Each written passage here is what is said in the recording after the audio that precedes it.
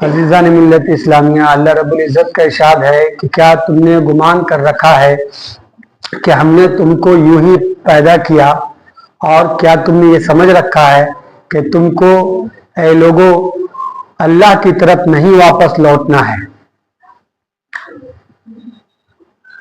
اللہ کے رسول صلی اللہ علیہ وسلم نے جب صفا کی پہاڑی پر چڑھ کر آقا کو حکم ہوا کہ اب آپ اپنے معبود کا پیغام سرعام کیجئے اور جہاں تک آپ آواز پہنچا سکتے ہیں اپنے رب کے پیغام کو پہنچائیے۔ سرزمین مکہ میں 1400 سال پہلے جو ترقی ہوئی تھی اس سے ہر کوئی واقف ہے۔ یہ ریڈیو کا سسٹم، یہ مائک کا نظام، یہ اپنی بات کو دوسروں تک بہت تیز انداز میں پہنچانے کا جو ذریعہ ہے وہ بہت ہی جلد شروع ہوا ہے۔ وہ سب 19ویں صدی کی ایجادات میں سے ہے۔ یہ 600 صدی، 6ٹھی صدی عیسوی کی بات ہے کہ جب آقا علیہ الصلوۃ والسلام نبوت و رسالت سے سرفراز فرمائے گئے اور آپ پر اللہ کی طرف سے وحی کی گئی، آپ نے کو حکم ہوا آپ لوگوں تک بات پہنچائی۔ مکہ میں ایک جگہ تھی جہاں سے لوگ اپنی بات کو پہنچاتے تھے، اور کوئی گمبھیر بات، کوئی سینسیٹیو بات، کوئی خطرے والی بات، ڈینجر بات ہوتی تو وہاں پر جا کر لوگ آواز لگاتے تھے اور سارے لوگ جمع ہو جاتے تھے۔ پھر کوئی کھانے کا خواہش مند نہ ہوتا، پانی کے پیالے کی طرف نہ لپکتا، جس کو نیند کی حاجت ہوتی وہ اپنی نیند کو چھوڑ دیتا۔ وہ جگہ تھی کوہ صفا، صفا کی پہاڑی۔ جنہوں نے حج اور عمرے کی سعادت حاصل کی ہے وہ جانتے ہیں اس پہاڑی کو۔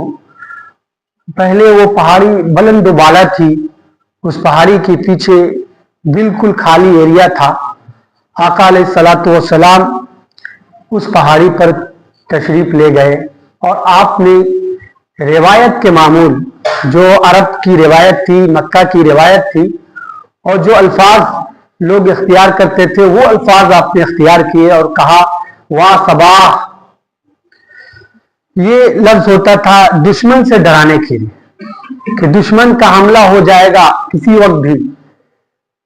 وا مساء، صبح کو ہو جائے یا شام کو ہو جائے، دشمن نے لشکر تیار کر رکھا ہے، اے میرے ہم نشینوں اور ہم وطنوں اور ہم جھولیوں، تم ریڈی ہو جاؤ۔ آقا علیہ الصلوۃ والسلام کوہ صفا پر چڑھے اور آپ نے اپنے رب کا پیغام سنایا کہ لوگوں اس اللہ سے ڈرو جو بڑے جلال والا ہے، بڑی عظمت والا ہے، اور جس نے جو چاہے تو لفظ کن سے کہ ہو جا کہہ دے ایک بار تو کچھ بھی ہو سکتا ہے۔ زمین اتھل پتھل ہو سکتی ہے، پہاڑ روئی کے گالوں کی طرح اڑ سکتا ہے، یہ چوڑا چوڑا نیلا نیلا آسمان روئی کے مانند بکھر سکتا ہے، یہ بڑے بڑے پہاڑ مضبوط مستحکم روئی کے گالوں کی طرح اس کی حیثیت ہو سکتی ہے۔ وہ رب ہے جس سے لوگوں ڈرو۔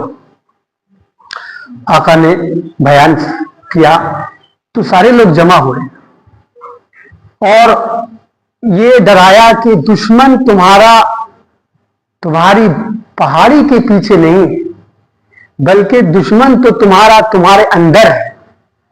انسان کو اللہ تعالیٰ نے 2 طرح کی صفات سے نوازا ہے، ایک ملکوتی صفات یعنی فرشتوں والی صفت، ایک شیطانی صفت، طاغوتی صفت، اور اللہ تعالیٰ نے دونوں کا نظام بنایا ہے۔ ایک انسان چاہے تو وہ انبیاء کرام کے راستوں پر چل کر، صالحین کے طریقوں کو اختیار کر کر، کاملین اور عارفین کے बताए हुए रास्ते को इख्तियार कर कर अपनी मलकूती सिफत को बढ़ा सकता है और फरिश्तों जैसा वो इंसान बन सकता है। और वही दूसरा निजाम है कि जहां उसके दिल में अल्लाह ने एक शर का निजाम रखा है जो गुनाह की तरफ उसको माइल करता है, तो उसके लिए अल्लाह रसूलुल्लाह के अलावा जितने तरीके हैं, सालिहीन और कामिलीन के अलावा जितने तरीके हैं, वो सब रास्ते हैं जो उसके ताबूती शरपसंदी को उभार सकते हैं और उसको इस दुनिया में भी जलील रुस्वा करेगा वो रास्ता, और आखिरत में भी उस रास्ते का फॉलो करने वाला जलील रुस्वा हो जाएगा। तो आका अलैहिस्सलातु वस्सलाम ने कहा कि लोगों, तुम्हारे अंदर वो दुश्मन है, तुम्हारी इस पहाड़ी के पीछे नहीं, तुम्हारे अंदर दुश्मन है, और वो दुश्मन है जो तुमको रोकता है इस बात से कि अल्लाह के अलावा भी कोई है। वो दुश्मन तुम्हारे दिल के अंदर बैठा हुआ वो लातो हुबल है जो मक्के में बड़ा बुत बना हुआ है। वो छोटे छोटे बुत है जो कहीं मक्के में खड़े और कहीं गड़े और कहीं पड़े रहे। उन बुतों को अपने दिलों से निकालो, वो तुम्हारे दुश्मन है।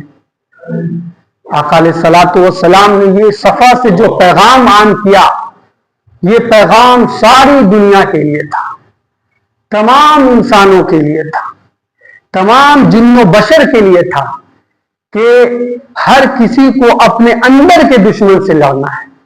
बाहरी दुश्मन चाहे वो किसी शक्ल में हो, आपका उस वक्त तक कुछ नहीं बिगाड़ सकता जबकि अंदर के दुश्मन से आप होशियार रहें।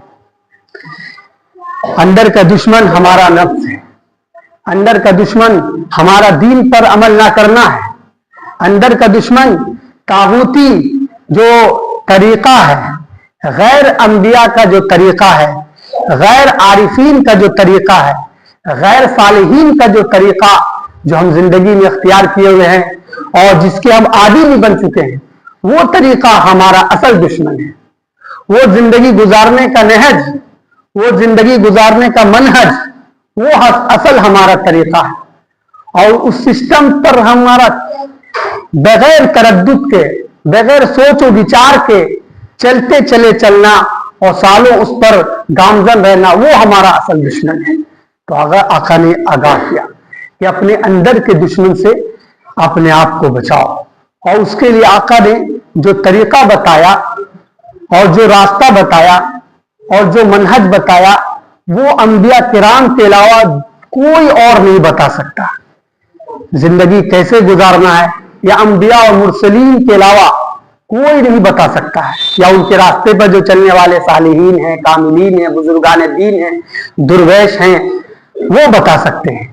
उनके अलावा जो तागूती निजाम के मानने वाले, उनके अलावा जो रास्ते अख्तियार करने वाले हैं, वो जिंदगी कैसे गुजारना नहीं बता सकते। मरने के बाद क्या कुछ काम आएगा वो नहीं बता सकते, आखिरत में क्या काम आएगा वो नहीं बता सकते।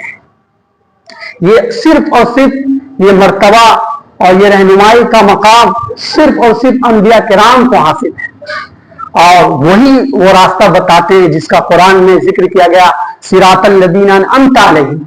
उन्हीं का वो रास्ता है जिन पर चलकर इंसान इनाम याफ्ता होगा, और उनके अलावा जो रास्ते हैं मग़ज़ूब अलैहिम का रास्ता है। उनके अलावा का रास्ता अगर इंसान इख्तियार करके अपनी जिंदगी गुजार रहा है तो वो अल्लाह के ग़ज़ब व ग़ज़ब का शिकार हो सकता है और वो गुमराही से दो चार हो सकता है।